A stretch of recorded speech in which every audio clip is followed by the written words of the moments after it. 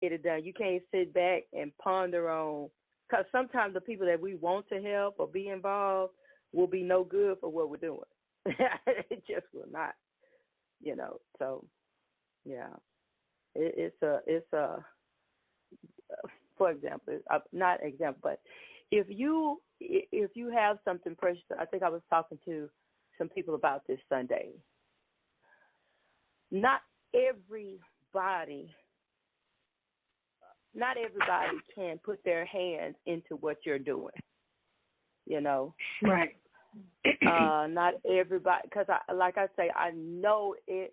Oh, I want my family to do this. Oh, I want, but actually, something you're going to have to do on your own, because it's going to be time. It's better to start the way you want it to go, I guess. Yeah. Or start it off to where your success is not contingent on people staying. 'Cause some people are just there temporarily.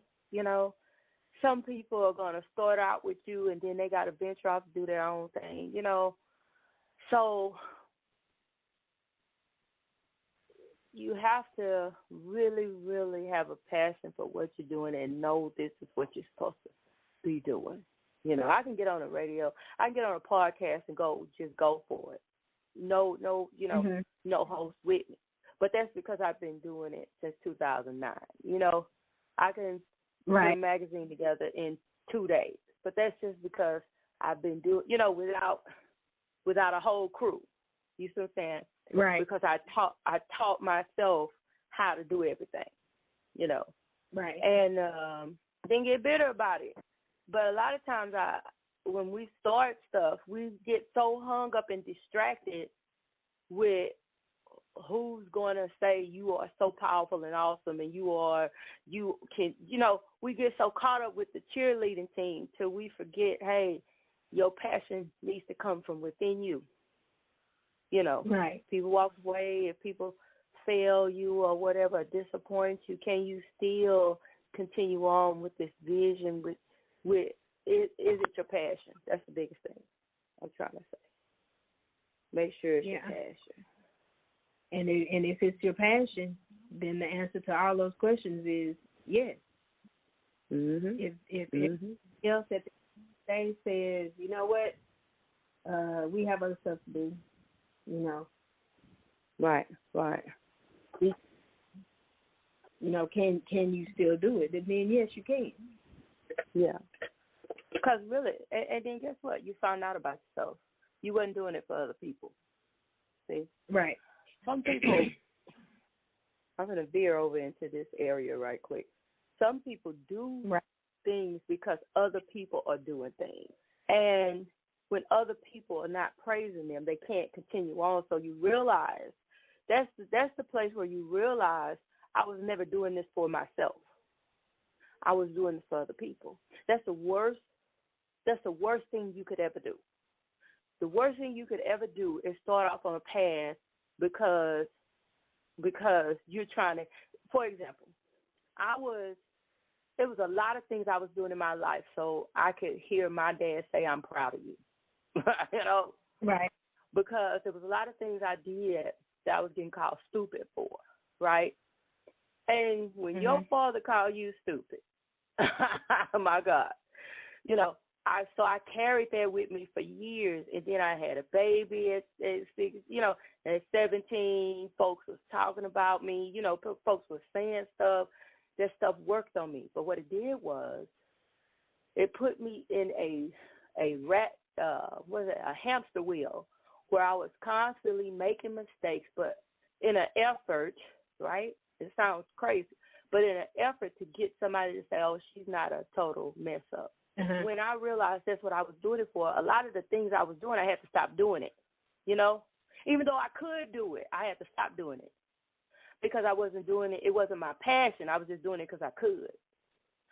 So the difference between a passion and just doing something just because I'm going to tell you something, a lot of people are on that.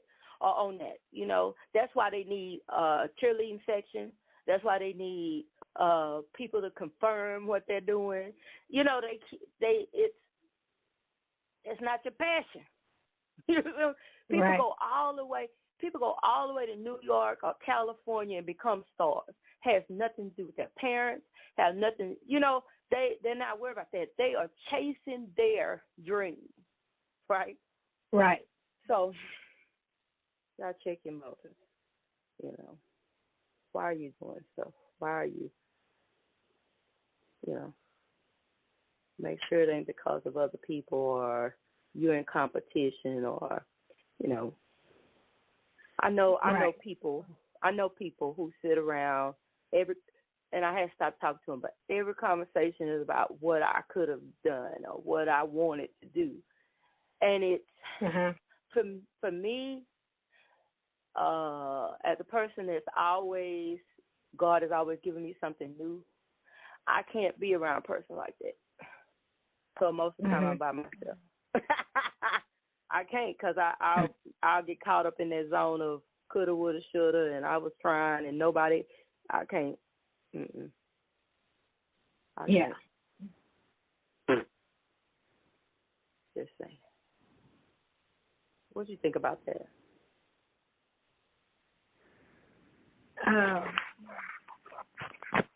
I think you are exactly correct, and I think we talked about before, how sometimes you're not going to have cheerleaders. You're going to have to motivate yourself, sometimes. Yeah. But it makes it a hell of a lot easier yourself when it's your passion. Come on. Exactly. If it's something you're doing, then it's like, hey, whether you're here or not, I'm the boss and I'm getting it done. I love what I'm doing. It's more of a passion, but one day, this is, I'm going to see everything come together, which is what I'm working so hard, Yeah. Yeah. Oh, yeah. It is what it is. Yeah. Just a quick little testimony on that. I was doing podcasting for, like I said, since 2009. And my podcast ratings were in the toilet. I had just started, But I started interviewing people. I'm talking about people, California, New York, all around the world, just people that wanted to come on and talk with me, And I did that for like 10 years. 10 years, right? 2019 came, and I was like, okay, I'm podcasting. Oh, my God. I started to feel a little weary, right? And no, I did not. I did not have a cheerleading section. I was doing a magazine. I had picked up a habit of telling my kids, hey, come on, let's build this, whatever. I dropped that.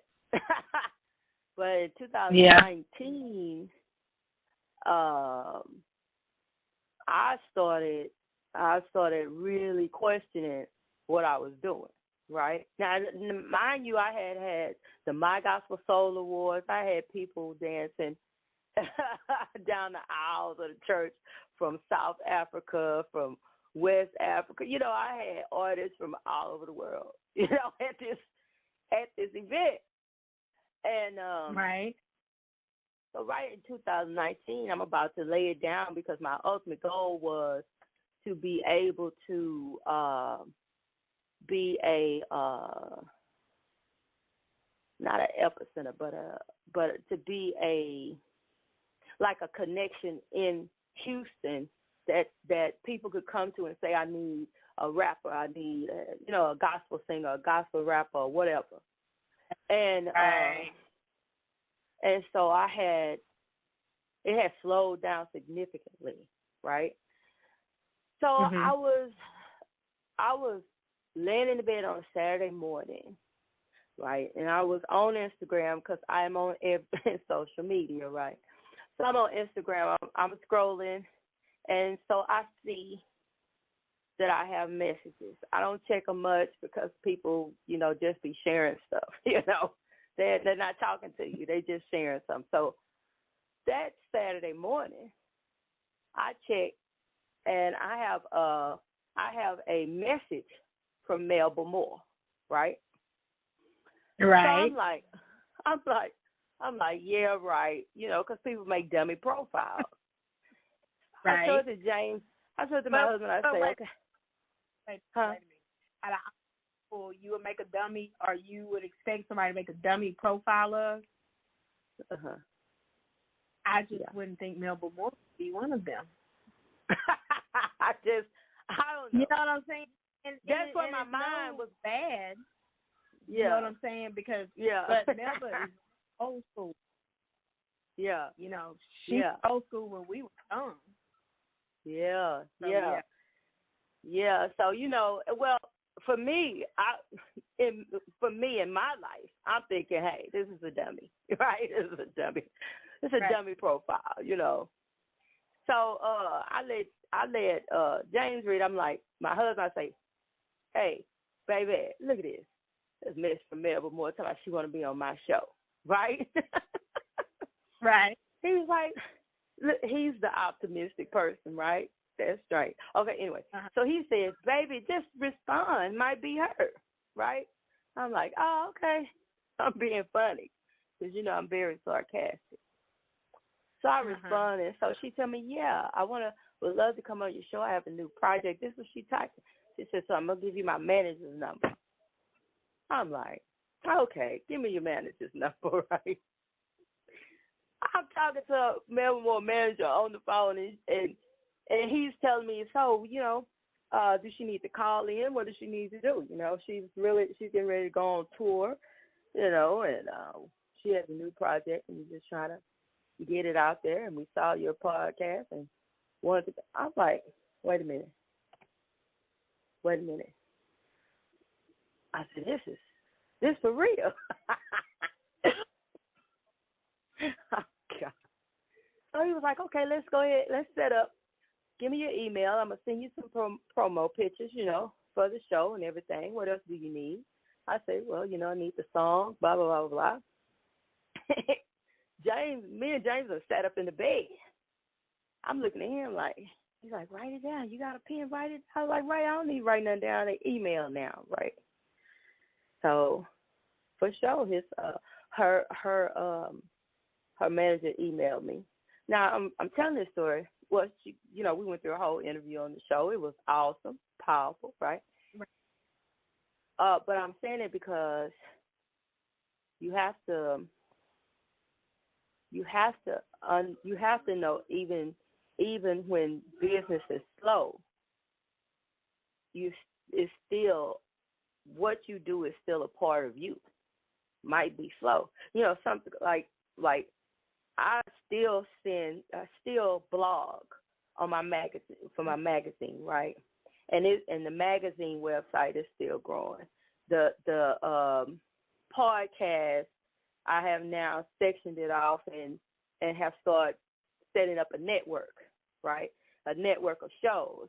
So now I have a lady calling saying you need to be on a Roku channel. Okay. So all of these things are happening, but if I would have gave up on myself, because I wouldn't be giving up on people, I was starting to give up on myself, right? Right. Man, you cannot give up on yourself. What's considered successful to other people for you has nothing to do with you. What do you want to do? What do you consider success? I don't care if Melba Moore is the only star I ever interviewed, which I have interviewed Canton Jones, artist, that's a famous gospel artist. You know, I went all the way to Freeport and did a live concert out there, interviewed artists, you know, that's known in New York and all that. But I can't go to sleep on the vision I have. You see what I'm saying? If nobody else catch it, are you doing what you're supposed to do to build a vision that's in your mind? You see what I'm saying? What are you doing? It's not about, we put so much on other people to show up when we don't show up.